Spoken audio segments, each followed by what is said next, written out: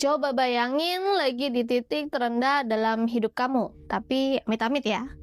Utang numpuk, ditagih sana sini, terus usahanya bangkrut. Terus tiba-tiba ada tawaran, kamu bisa kaya raya besok pagi. Uang bakalan datang sendirinya berkarung-karung ke rumahmu. Tapi syaratnya gampang. Kamu cuma perlu menyerahkan sesuatu yang bukan milik kamu. Gampang banget ya kedengerannya. Tapi tunggu sampai kalian tahu apa yang bakal ditagih di akhir perjanjian. Welcome to the unseen paths of Usagi's journey.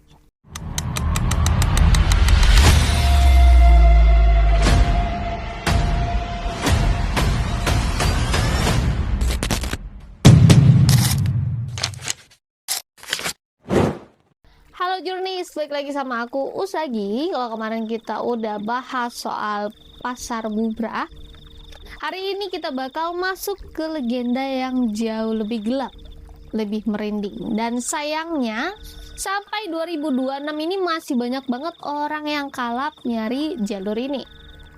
Kita bakal bedah soal perjanjian Nyai Blorong dan siapa sebenarnya sosok manusia setengah lar ini. Gimana cara kerjanya, kok sisik aja bisa berubah jadi emas? Dan harga semahal apa yang harus dibayar? Siapin mental kalian, siapin juga teh hangat buat kalian nikmati sambil nonton ini. Mari kita obrolin dari sisi spiritual dan logikanya.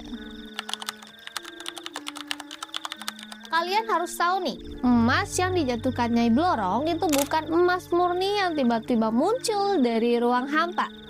Di dunia spiritual itu namanya adalah tukar guling energi. Beliau kasih kamu kekayaan materi yang kelihatan mewah di matanya manusia. Tapi sebagai gantinya, dia mengambil sesuatu yang harganya jauh lebih mahal dari emas manapun. Apa itu? Ya, nyawa atau umur. Istilah kerennya tuh kayak sesajen atau tumbal. Biasanya orang yang udah gelap mata bakal rela mengorbankan orang-orang terdekatnya atau bahkan dirinya sendiri demi tumpukan emas tadi. Jadi bayangin aja nih, kamu tidur di kasur yang empuk, pakai mobil mewah, tapi tiap detiknya kamu merasa was-was karena kontrak itu nggak ada tanggal kadaluarsanya sebenarnya. Kenapa nggak wujudnya serem aja nih biar orang takut nih sama si Nyai Blorong? Nah, disinilah triknya nih. Nyai Blorong itu manifestasi dari nafsu duniawi. Ya, nafsu itu nggak pernah datang dalam bentuk yang menakutkan kan? Nafsu itu selalu datang dalam bentuk yang cantik, yang wangi, menyilaukan mata, dan kalau misalnya wujudnya kayak pocong, nah nggak ada yang mau ya kan? Nggak ada yang mau minta kaya. Wujud manusia yang cantik itu melambangkan impian manusia tentang kemewahan, sedangkan separuh ularnya itu melambangkan sifat asli dari keserakahan, seperti kayak licin, dingin, dan sekali melilit nggak bakal dilepas. Begitu kamu terpesona sama kecantikannya, kamu nggak bakal sadar kalau ekor ularnya sudah melingkar di leher kamu. Kalau kita tarik ke logika atau psikologi, kenapa banyak orang melihat sosok ini sebagai ular? Ular itu adalah predator yang diam tapi mematikan. Nah, dalam alam bawah sadar kita, ular sering dikaitkan dengan rahasia dan godaan. Jadi cerita tentang Nyai Blorong ini sebenarnya adalah peringatan dari leluhur kita tentang bahaya harta yang instan. Zaman dulu belum ada nih istilahnya kayak flexing atau investasi bodong. Jadi orang tua kita tuh pakai simbol Nyai Blorong untuk kasih kalau hati-hati ya, kekayaan yang datang terlalu cepat dan gak jelas itu asal usulnya itu biasanya ada ular di bawahnya, alias ada bahaya yang mengintai di balik kemewahan itu. Jadi buat kalian yang sering nanya ke aku, ada nggak cara cepat kaya lewat jalur gaib? Jawaban aku tuh tetap sama ya. Jangan main-main sama api kalau nggak mau terbakar. Jalur yang benar itu ya kerja ya. Terus gimana berpikir dengan cerdas, gimana cara dapat uang yang benar gitu. Terus juga jaga aura biar tetap positif supaya rezekinya datang dengan cara yang berkah. Kekayaan dari Nyai Blorong itu ibarat pinjaman online tapi bunganya itu nyawa, nggak worth it. Lebih baik kita buka aura kesuksesan lewat cara yang aman dan logis saja. Sekarang kita masuk nih ke bagian yang paling horor. Bagian yang bikin semua harta berkilau itu mendadak terasa dingin dan bau anyir. Harganya. Praktik pesugihan Nyai Blorong ini bukan sekedar mitos pengantar tidur aja. Di dunia supranatural ini tuh dikenal sebagai jalur paling ekstrim, alias jalur no return. Kenapa? Karena yang diminta sebagai ganti emas itu bukan cuma tenaga atau waktu kamu, tapi nyawa alias tumbal. Kalian harus paham satu hal nih, entitas atau makhluk di level Nyai Blorong ini nggak butuh sesajen receh. Mereka nggak butuh ayam cemani atau kembang setaman doang. Itu mah kayak ibaratnya snack pembukanya doang. Yang mereka incar itu adalah saripati kehidupan itu sendiri. Istilah kerennya buat energi murni dari nyawa manusia. Mereka butuh energi itu buat memperkuat tahta dan kerajaan mereka di alam astral sana.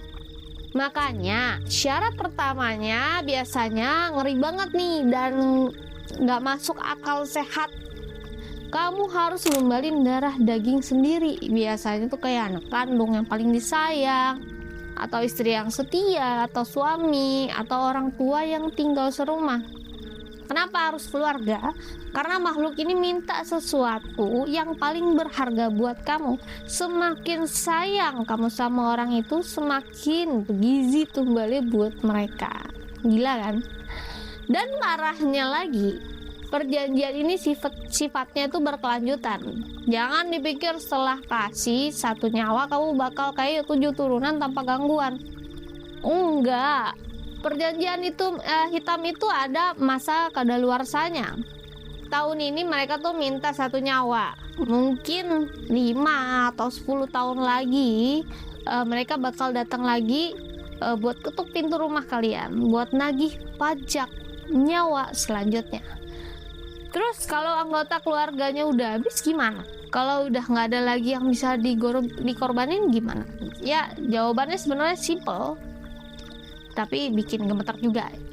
Diri si pelaku pesugihan itu sendiri yang bakalan diambil. Tapi penderitaannya nggak berhenti sampai di kematian doang ya. Menurut literatur supranatural Jawa yang beredar, orang yang mati dalam ikatan pesugihan ini ruhnya nggak bakal bisa balik ke Tuhan. Dia tuh terjebak dalam kontrak kerja paksa abadi. Jiwanya tuh bakal ditahan kerajaan gaib yang ada di sana. Dan ini bagian yang paling bikin merinding. Ruh si pelaku bakal dijadiin budak, pesuruh, atau yang lebih tragisnya ruhnya tuh bakal dikerasin atau dipadatin dan diubah jadi batu bata atau fondasi buat ngebangun keraton kerajaannya. Kamu bakal jadi bagian dari bangunan yang kamu kagumi dulu saat masih hidup. Coba kita hitung pakai logika nih, paling sederhananya aja ya. Kamu nikmatin harta berlimpah, mobil mewah, rumah megah di dunia mungkin cuma 10-20 tahun.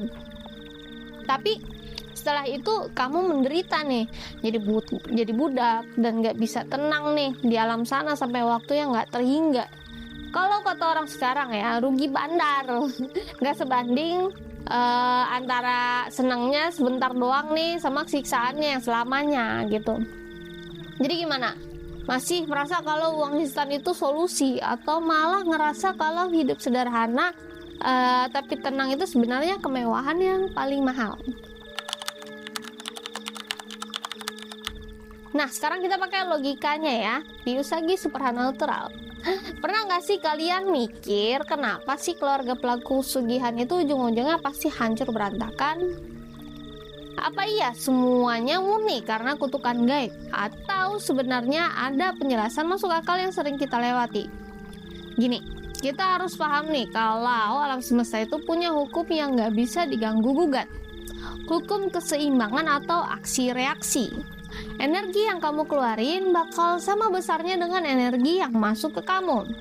Kalau kamu narik kekayaan lewat jalur gelap yang penuh dengan darah, jangan harap getarannya bakal bawa ketenangan. Kalau kita bedah dari sisi psikologi dan medis, orang yang melakukan perjanjian gelap ini batinnya nggak pernah bisa tidur nyenyak. Bayangin aja nih, tiap kali melihat wajah anak atau istri, yang dia ingat adalah siapa yang bakal diambil duluan ya. Dia hidup dalam rasa bersalah yang memakan kewarasannya sendiri. Ketakutan ekstrim ini bikin dia paranoid akut.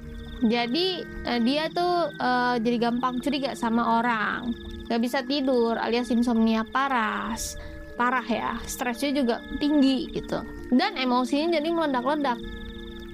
Dia nggak bisa lagi ngerasain yang namanya bahagia karena di otaknya cuman ada bayangan kematian yang lagi mengintai di balik pintu.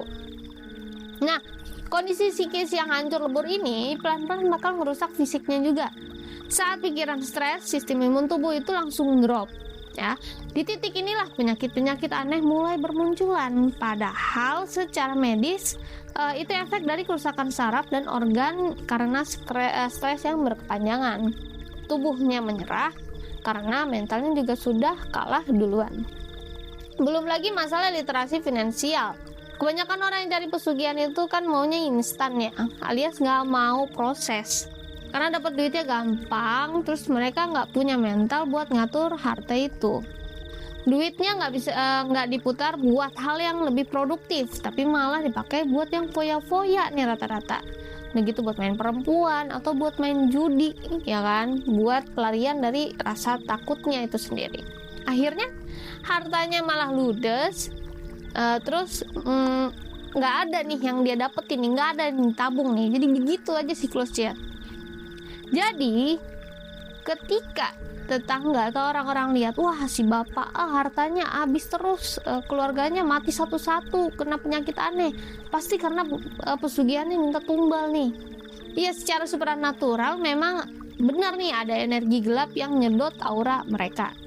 Tapi kalau kita pakai logika, kehancuran itu juga murni karena mental dan gaya hidup mereka itu sendiri yang sudah hancur sejak awal perjanjian itu dimulai. Mereka sudah mati secara mental sebelum fisiknya benar-benar diambil. Kesimpulannya, pesugihan itu bukan cuma merusak nasib di akhirat, tapi juga merusak sistem hidup kamu di dunia sampai ke akar-akarnya. Masih mau nih coba-coba buat main api? Kesimpulannya gini, Jurnis. Pesugihan hitam kayak Nyi Blorong ini memang ada ya, nyata dan mengerikan sekali. Tapi jujur aja, ini adalah jalan pintas yang paling konyol yang pernah diambil sama manusia. Kekayaan instan tanpa kerja keras itu ibarat kamu ngebangun istana yang megah tapi fondasinya cuma pakai pasir. Kelihatannya mewah dari luar, tapi kena angin dikit aja nih langsung ambruk, hancur. Parah lah pokoknya. Buat kalian yang sekarang mungkin lagi ngerasa buntu nih, udah gitu utangnya numpuk atau rezekinya lagi seret banget, tolong dengerin aku nih.